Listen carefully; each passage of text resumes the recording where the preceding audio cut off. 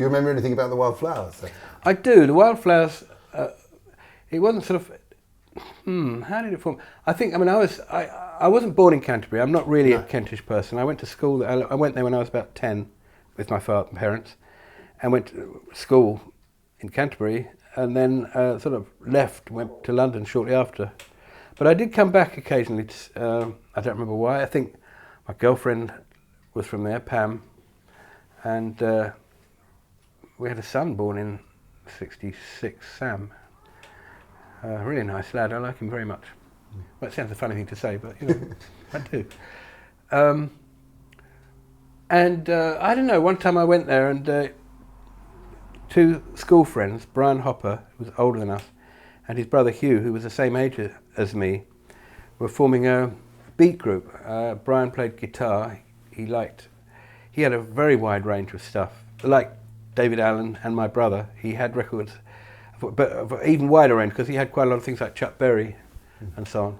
Funnily enough, I found Chuck Berry much harder to understand than Hindemith, but I just didn't see what the thing was.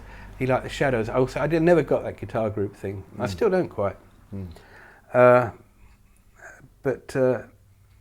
that's why I think I was always marginal in English rock, because I never really got stuck into that guitar band thing. I was sort of, a chord instrument to me is still piano. But anyway, Brian, and he played a bit of saxophone. Well, he played all of a saxophone, but a little bit alto. He was a big Cannibal Adderley fan, stuff. So they hadn't got a drummer at that time. That's before Richard Coughlin had turned up. So I sort of played with them, and we met. I was introduced to, someone said, "Oh, you should meet a bloke. There's a bloke in Herne Bay called Kevin. You should meet him. You'll get on. He's got long hair like you." That's how naive everything was then.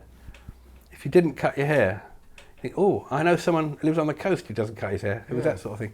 And indeed we met and we got on fantastically well. And that's Kevin Ayres. Yeah, it's Kevin Ayres. Yeah. And he'd already written a whole bunch of songs, as far as I could work out, were already the business, I mean, to me, he could easily have become as celebrated as, in the Ray Davies tradition, people like Donovan and all those people. He could easily have, but he was a bit experimental like us, and what we did was always a bit eccentric, I think, in terms of the pop market. Yeah. I mean, but we did do gigs, and we played pop songs of the day and Kevin's songs, and then Hugh started to write some. Yes, and you played a little bit around Canterbury, I think, the Wildflowers. I mean, you mentioned the Beehive. The Beehive was a club, a dance place, a nightclub place in Canterbury. It was really nice. It's quite small, and we used to go and do sets in there, which I think were all right. And I started out playing drums, did a bit of singing. Then I think Richard Coughlin came in, and then I just did singing for a while, and then we used to do drum duets sometimes, and we did a few dances around there. But it was, we weren't, I don't think we were first call as a band, because we didn't really do the repertoire that local bands were expected to do at dances. Yeah. Or if we did it in such an odd way that left people a bit puzzled. Yes, people have suggested it's kind of like maybe Soul James Brown gone wrong.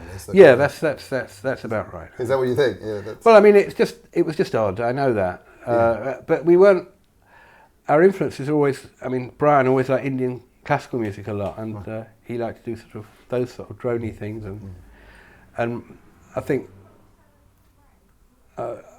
I got really fidgety if I was expected just to play the beat. Although I did love playing for dancers, and one thing I missed a few years later on when we were playing complicated time signatures was that the audiences stopped dancing and sat down, and it was more of a concert thing. And though that was more prestigious, I actually missed the kind of hugger-mugger and warmth of a dancing audience. It's a great feeling playing drums. People get up and dance, and you think, we're in this. It's a sort of communal feeling which you can't beat. Yeah. So I'm very grateful to the Wildflowers, to Brian and Hugh, and to Kevin.